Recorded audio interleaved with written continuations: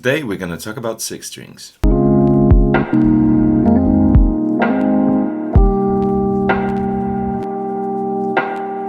Hi, I am Matthew and this is Coda. How was your week? I hope you had a nice week. I hope you're doing great. I'm doing absolutely fabulous. This week was very good. I feel much better, although I'm still getting over the cold. It's not COVID, don't worry. But this week I thought we're gonna talk about guitars a little bit because that was my main thing this week. The main thing I've been doing this week. But first, let's talk about the Equals. I really enjoyed it. I really enjoy their music. I always find those older recordings, I don't know how about you, but they feel a bit chaotic in the sense of like when you're listening to them. They seem to be a bit more...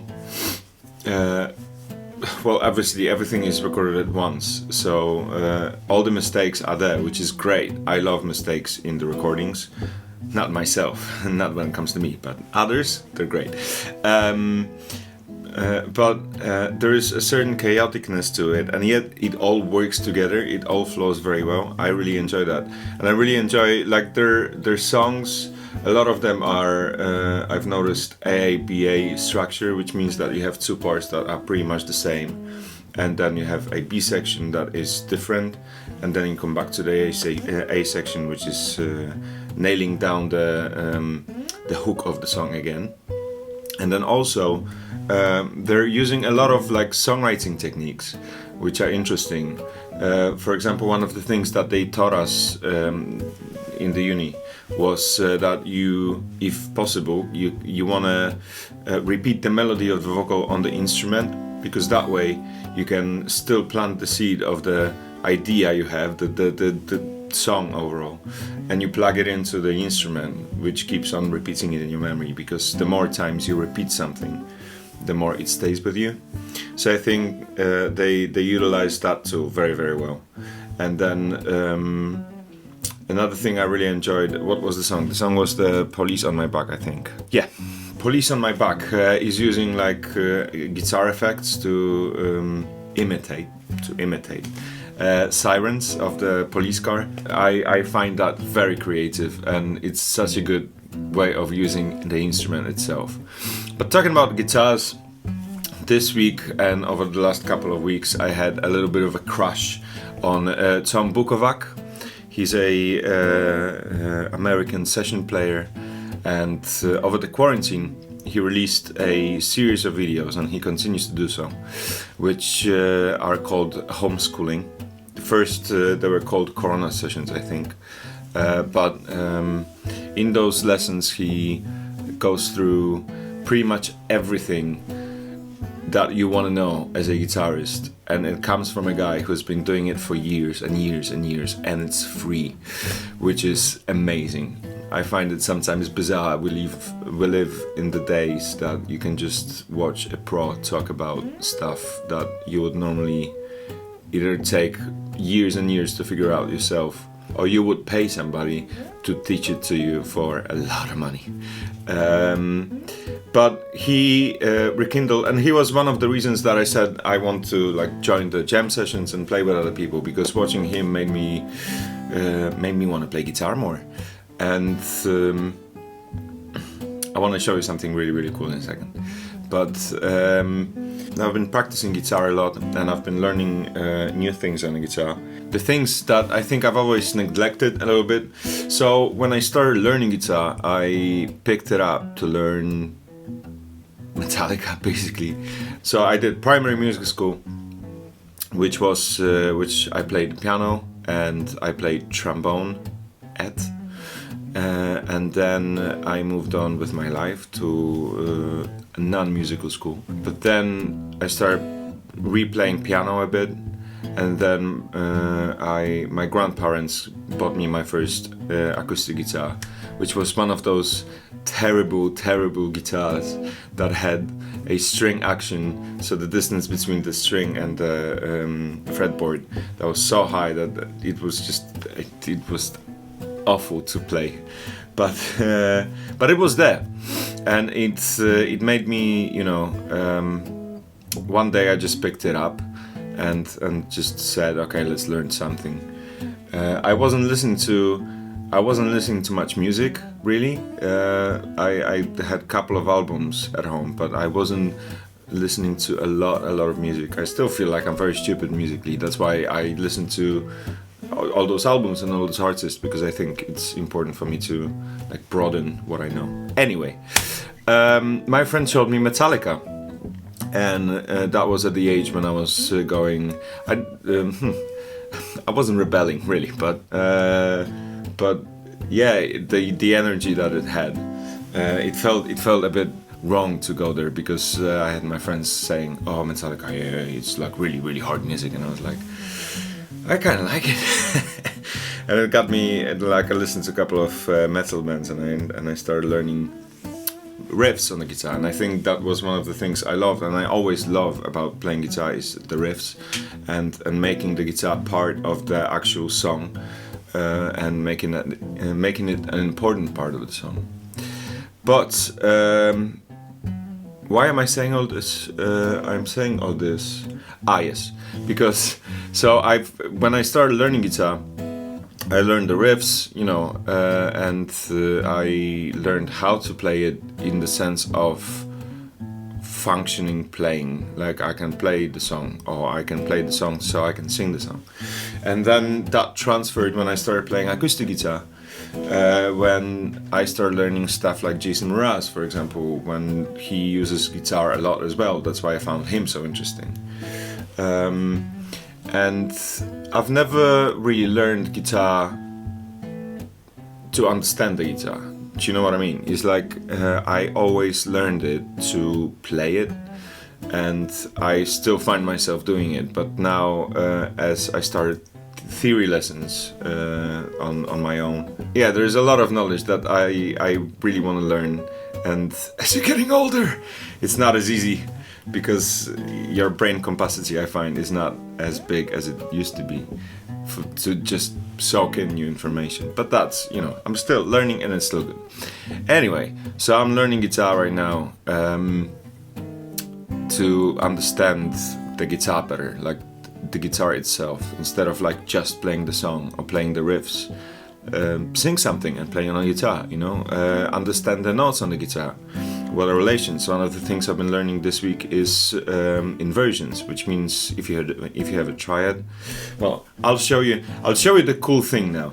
So when I was in a band back in Southampton, and we recorded on a hold, which you can listen to here. I bought a Strat for that, because I have a guitar that I'm gonna show you right now. It's a pretty cool guitar. And it didn't sound very good on recording, unfortunately. It just, because it has humbuckers, it's an SG. SG is the shape of a guitar that I'm gonna show you in a second.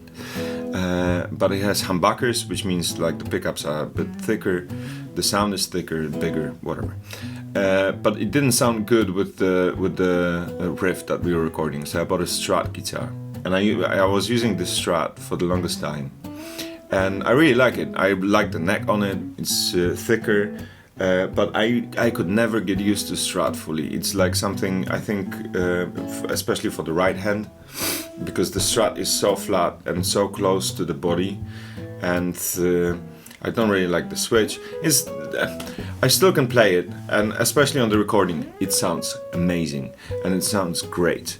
But when I took that guitar to the first jam session I went to, it sounded super thin, and I just didn't feel super comfortable playing it. And then I thought, I have this another guitar that I bought. That was my first. I think that was the first guitar I've bought for learning Metallica. And I started neglecting that guitar after I started learning acoustic guitar, and then I put the electric guitar away, and I wasn't using it much. And then I wanted to use it more, so I decided I'm gonna do a little project with it.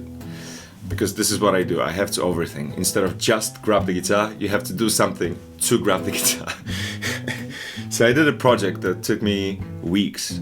I took all the lacquer off, I repainted it, put on my own hardware in there. And then I didn't play it. just put it back into the case. I was like, cool, that project's done. Move on with my life. And I never played it. So now I started to. And I took it to the jam session on Tuesday again in modern guitars. And it sounded really good. And I decided, because the strings on that guitar were like, when I say 3 years, at least 3 years old, I'm not lying to you. It's probably more. It's probably since I came to England, so at least 4 years old. Or maybe I changed them. It doesn't matter.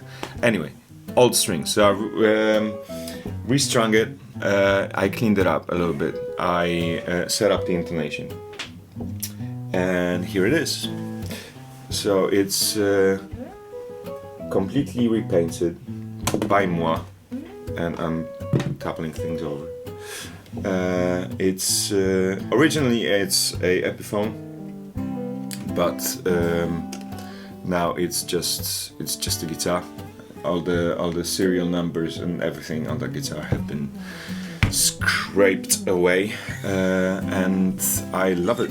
I don't know, since I took the lacquer off it, it sounds. I'm really nervous now. All of a sudden, I have to play the guitar, and I feel like I can't play the guitar.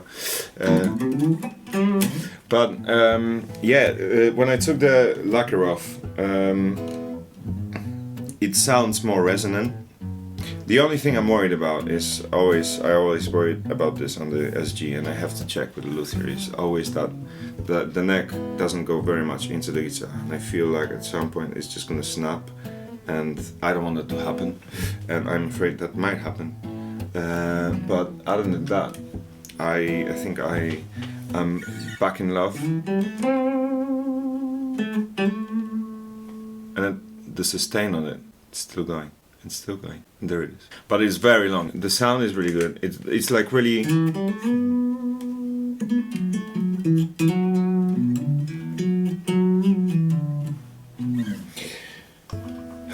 It's. I don't know. It sounds very natural. I always liked satin finishes. Let's find who is gonna be our artist of the week. Again, this is a book of rock and pop.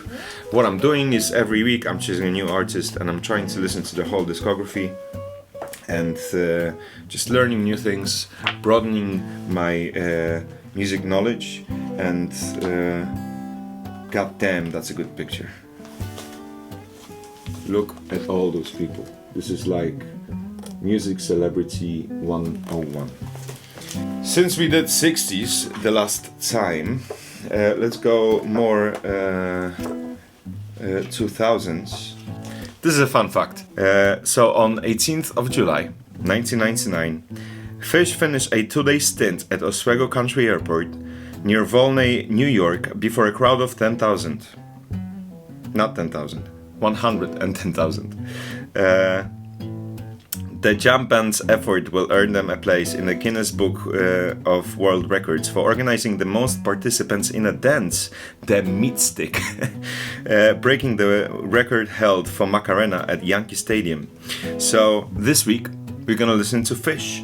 And so this is it for this week. Thank you very much for watching. If you enjoyed this, please share it with your friends, just so I can maybe reach new people. And I wish you a very nice day and a very nice week ahead. And I'll see you next week in Coda. See you guys.